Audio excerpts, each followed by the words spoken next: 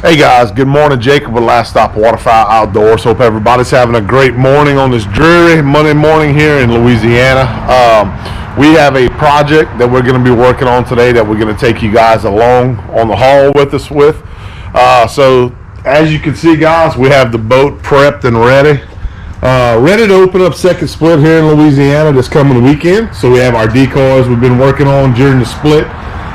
Getting everything together that we need to get together, touching up the blind with some brush. But one thing that we have been missing, guys, that we have had at our camp, which is about an hour away from here at our home where we've been hunting at, in the general area where we've been hunting, is a kayak or a pirogue. So we have our kayak at the camp, and we haven't been using it a whole lot the last year or so, but this year we found a need for us to have our kayak to be able to go out and retrieve birds, stay a little bit more stealthy, and just a good tool to have in the boat with us this year, from what we're finding our experience out in the field. So we're going to go ahead. We're going to head on over to our camp in the Chaffalaya Basin today. We're going to take you guys along with us, and we are going to go pick up our 11-foot kayak, bring it back, and we're going to do some restoration work on it, guys, just to kind of check it out. We haven't used it in quite a while, like I mentioned, so we're going to go ahead, we're going to check it out and see what kind of condition it's in, which I know it's an overall pretty good condition operating wise, but I'm talking about paint scheme, for concealment, that type of stuff. Something that we could carry in the boat here with us, and we could hop out without having to break down the boat blind, that type of stuff, to be able to retrieve birds. Or if we want to paddle into an area, maybe park the boat and we do a walk-in hunt, we could have one guy paddle back the kayak, we could conceal it, hide it, and be able to go out and retrieve birds and use it as a tool to help us stay a little bit more stealthy in the second split as these birds get a little bit tougher to hunt. So we're going to take you guys along with us. We appreciate you tuning in to the channel in this video, so stay tuned, guys. We're going to be heading down the road towards Lafayette, Louisiana, and the Chaffalaya Basin. Y'all stay tuned, guys. So like I mentioned, guys, we are on the road this morning headed west to our camp to pick up our kayak for the second split of the hunting season. And when you hit a road trip, you know how it got to go down, guys. So got to get that breakfast. We are now 8:35 or 8:55, I'm sorry, in the morning, and we are gonna do it this way, guys. We got to hit that Whataburger for all our guys in Texas, all our buddies who are hunting buddies in Texas.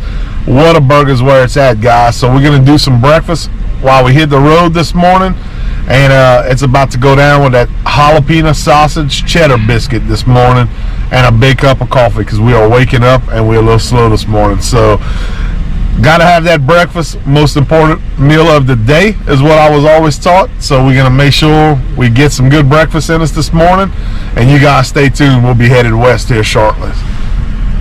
All right, guys, so we're back. We made it to the camp. It's pretty quiet on a Monday, as expected, I guess.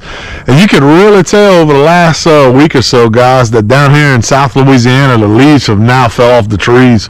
For the most part, we still got a little bit right here in the campground that's holding on, but for the most part, we lost a lot of leaves. So what we're coming to do today is we're coming and we're going to hook up to the kayak that you guys see right here. I see we got a pirogue that we added to the fleet of boats here at the camp. So we're going to go ahead, we're going to get my 11-foot kayak right here, and we're going to take it back and kind of rig it out and just check it out, look at the overall condition. It's been a little while since I used it, but we hunted here opening weekend of the first split of this year. So we came, didn't do real well, but normally we usually spend most of our time here during the second split, where we do most of our waterfowl hunting here in the timber, because a lot of gray ducks, we tend to get a lot of gadwall that move in. We do get some mallards, a lot of teal, and really the first split we were pretty disappointed in it. So we didn't hang around too much first split. We went down to the marshes, as most of you guys know, but we do like to spend some time hunting in the timber as those ducks push into the timber in second split. But the Atchafalaya River is located right here behind us, and looking at the water levels, it's extremely low this year, and a lot of the ducks opening weekend were holding onto the river, like we had talked about in the podcast and a couple other videos we did.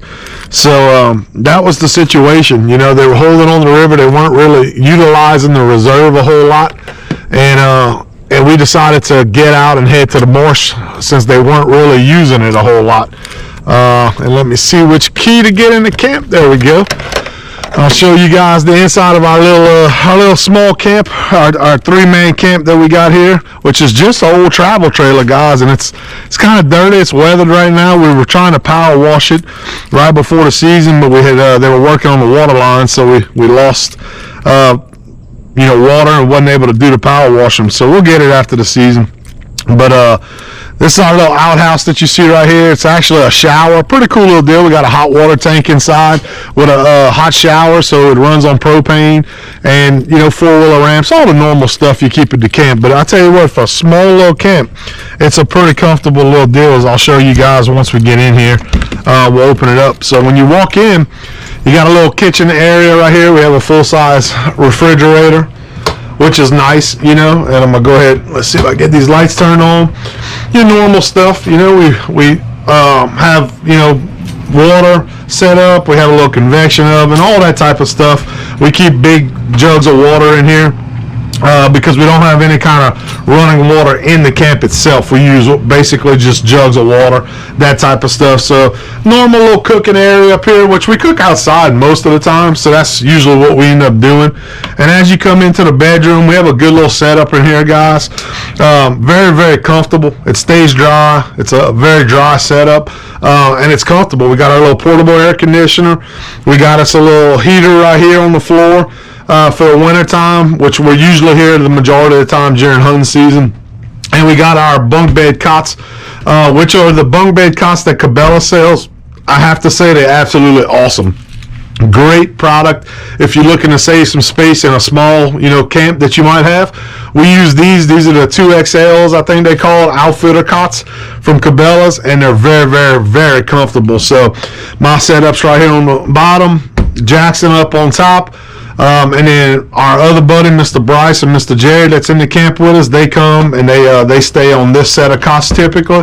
We have a couple of mounts. I have an old canvas back mount that I have up on the wall. We have that's Fred. Fred's the whole fox squirrel that I have from back in the day. We have a shed that we found here. We keep a bunch of photos on the wall of guests that we have come over to the camp over the years when we hunt. We'll take photos and we put them up on the wall. We keep it pretty redneck, I have to admit. It's a bunch of guys that are in the camp. So got us a little TV. And Jackson killed this wood duck last year, so he wanted to bring it to the camp. He wanted to have him a mount at the camp. He killed this beautiful Drake wood duck last year. It says right there, Jackson Road Breed, December 27th of 2019, Sherburne Wildlife Management Area. So Jackson got him one. He was able to bring it to the camp and add it to the collection. Got a little green wing teal, also from back in the day. So we keep it comfortable, guys. It's not much. It's not a big luxurious camp, but it's very comfortable.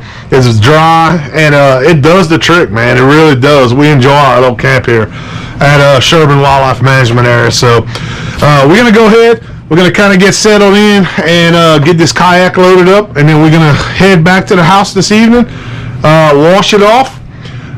I gotta tell, before we go, I gotta show you guys this though. This is Jared, who's one of our friends who's in the camp, and we have a hooded Morganza here mount from 2011. And I'm going to show you guys because we always laugh about this and we keep it here kind of as a joke now. But he dropped this off to the taxidermist back in 2011. I guess he killed it. And when he comes back to get it, he looks at it and it's exactly like you guys see here. So it's a Drake hooded Morganza, kind of, pruning itself, cleaning itself, and he looks at it and the hood's not up. And he asked the taxidermist, he said, why is the hood not up? He said, that's kind of the point of mounting that hooded Morganza. And the taxidermist kind of had a disagreement with him. He said, well, that's not what they do in their natural habitat as far as, picking up their hoods in the position that it's in.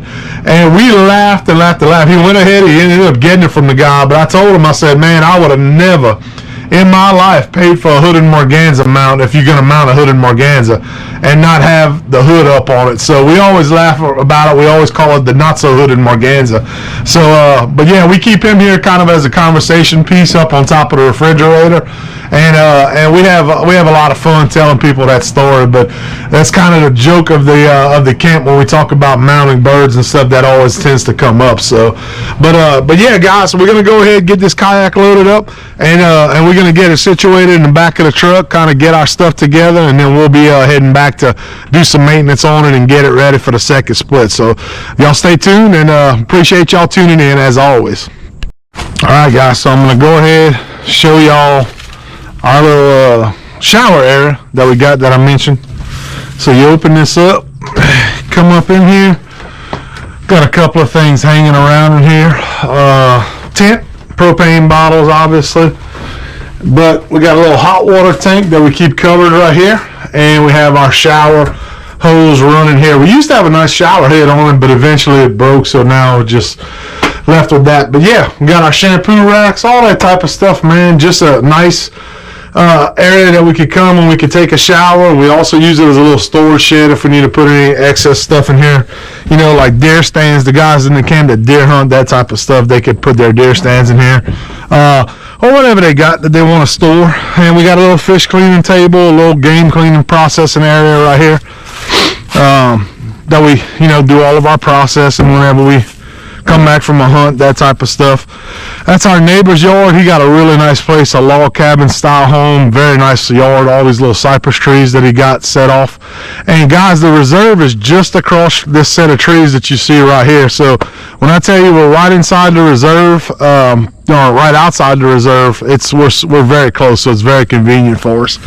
The Chaffalaya River, we'll take a walk down there in a second, see if we got any birds sitting on the river this morning, but it's located right here, which is about 50 yards away from us. So we're located between the river and the WMA, which makes it very convenient. So we're going to go ahead, we're going to get this kayak loaded up. Hopefully we don't have no snakes hanging around. I know it's been a little warmer lately.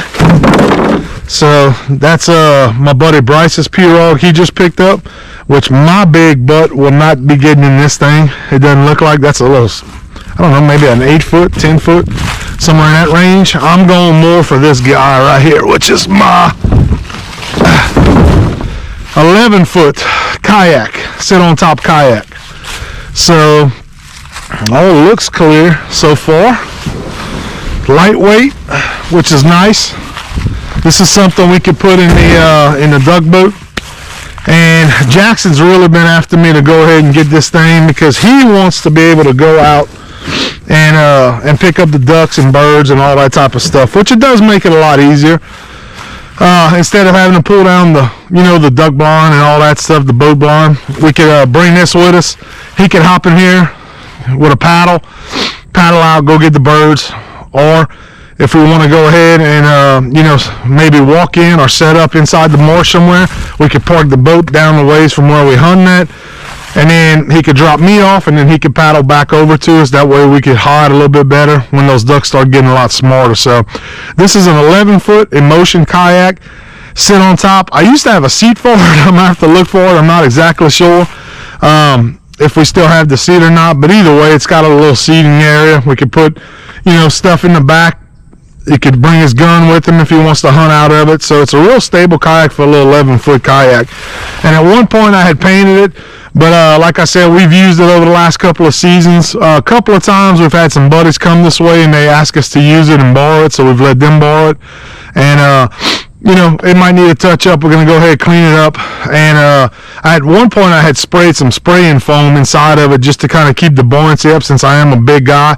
And especially when you duck hunting and you're carrying a big load with you, that type of stuff. I used to paddle in. Before I had a mud boat, this was one of the first vessels that I hunted out of without a motor. So instead of getting a pirogue that you guys see right here, which is not great for us big guys, I went ahead and decided to get this 11-foot kayak at the time, and I killed a good bit of birds out of this thing. I used to have a GPS set up on it where I could follow a trail inside the woods and in timber or wherever I hunted at, and also did some fishing out of it, but I had bought it mainly for hunting, so it's been very, very good over the years to me. And I've had, like I said, I've had quite a bit of birds. I used to put my Mojo poles right here inside the rod holders of it. Has 2 built-in rod holders, and I used to put my Mojo poles in there. And I remember one morning I was out paddling through, and these guys are coming through in a mud motor, and man, they stopped and they're like, "Look at this dude, you know, he got his Mojos in the rod holders and everything." And they stopped and they complimented me on that, and we kind of laughed about it for a second. But yeah, I mean, it was an awesome way to go out, kill some birds, and just have a good time and do it in a stealthy way. You know, didn't make a lot of noise, didn't burn any kind of fuel. The ducks wasn't disturbed a whole lot, and I really liked it. I really did like it. So I'm trying to get back to some of that a little bit with Jackson, teach him some of that stuff now since he's coming up and we teaching him to hunt. So we're going to leave these 2 pirogues here at the camp. That way we have these to use here. We're going to bring this one home, and we're going to get it all cleaned up, guys, and hopefully we'll get it all situated before this coming weekend. We'll start putting it into use second split. So that's the setup.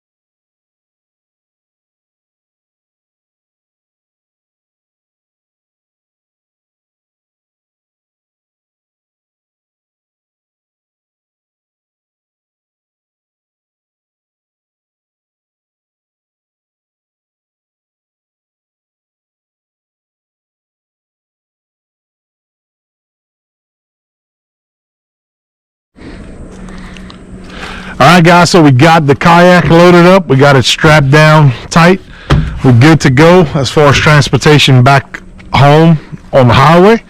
So we're going to go ahead and take a walk down to the river here and see if we see any ducks on the water as far as that goes, if they're still holding on the river right now. So let's go take a walk down to the river and see if we see any waterfowl holding out on that water right now since it's so low.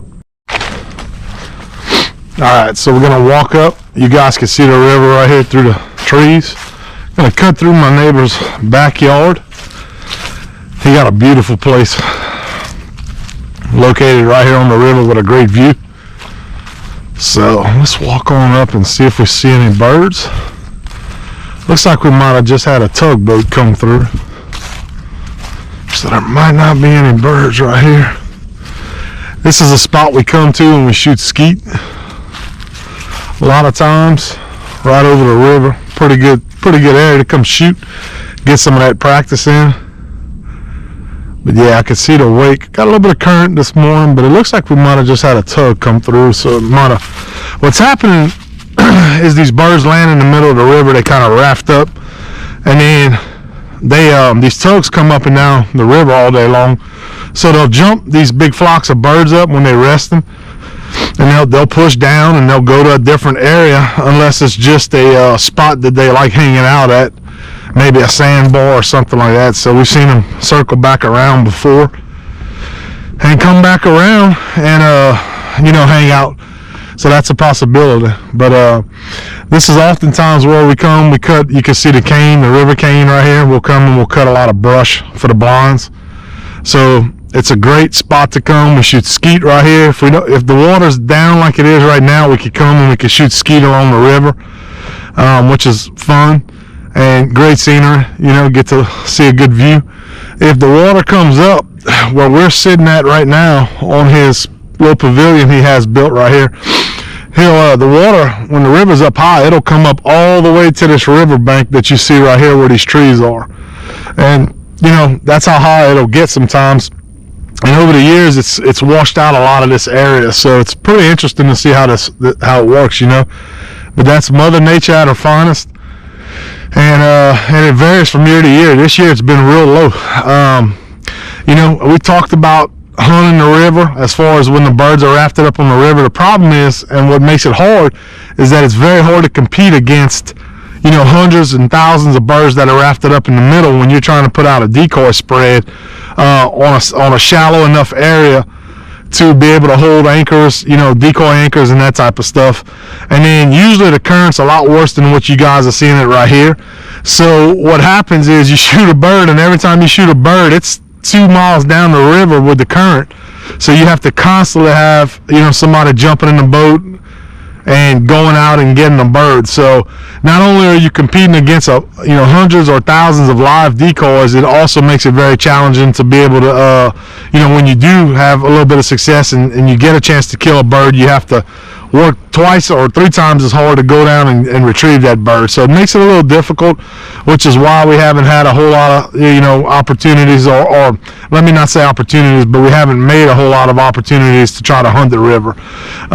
So what normally happens is most years when the shooting starts and you have a lot of ag fields that are located around here, you have other areas that they duck hunt pretty heavily, it'll push the birds off of the river from the boat traffic, the shooting, all that type of stuff around. It'll push those birds into the reserve behind me, and that's typically where we have our success during the second split, especially most seasons if we have birds. So that's kind of the setup, but I don't see any birds sitting on the river at the moment, but like I said, it does look like a tug probably came through in the last couple of minutes, which will usually stir them up and get them moving upriver, downriver, wherever they decide to go into the reserve, or just get up and leave and go somewhere else. So that's something that we see quite often. But I'm going to go ahead. I think I'm going to cut some brush here. I got my machete. I'm going to go ahead and cut some brush. Make sure we have some extra brush for this coming weekend. And for the second split, I'm going to go ahead and cut some of this river cane and see if I could load up the back end of the truck with a little bit of it and bring it on home with me to bring to put in the blind. So stay tuned, guys, and we'll be hitting the road here soon to head back home and get the kayak all cleaned up. All right, guys, so we made it home back from the camp this afternoon. We went ahead, we cut some brush that you can see behind us. I got all bundled up. So we're getting everything ready and prepped for this weekend, and I'm going to show you guys the kayak. I took a little bit of paint that I had left around the house, just some black spray paint, green spray paint, and I went ahead. If you guys saw earlier in the video, you remember what the kayak looked like whenever I dug it up off the ground from the camp after sitting there for quite some time. And here we go now, guys. We went ahead, we put some non-gloss black paint on it along with a little bit of green that I had left over, and we went ahead and we just gave it a new paint job. So it looks really, really good, as you can see right here. And it's all we need, because we're going to cover it with burlap. So it's something that we could tuck away, we could hide easily. It's an 11-foot kayak. Jackson could go out there, I could go out there, pick up our birds. We can make a hunt in the marsh with it if we want to get in some marsh grass. And it's something that's very versatile. So a little bit more stable for me as a big guy than a regular pirogue. So I like hunting out the kayak. So I think this is going to work just great, guys. So we appreciate y'all tuning in to this video. If you like it, please hit that like and subscribe button. Smash it. We appreciate that as always. And continue to follow us right here on our YouTube channel, guys, as well as our social media pages. We really appreciate it. Been talking to a lot of people lately and meeting a lot of new guys. So we appreciate y'all tuning in. And until next time, this is Jacob, the Last Stop Waterfowl Outdoors, signing off. Y'all take care, guys.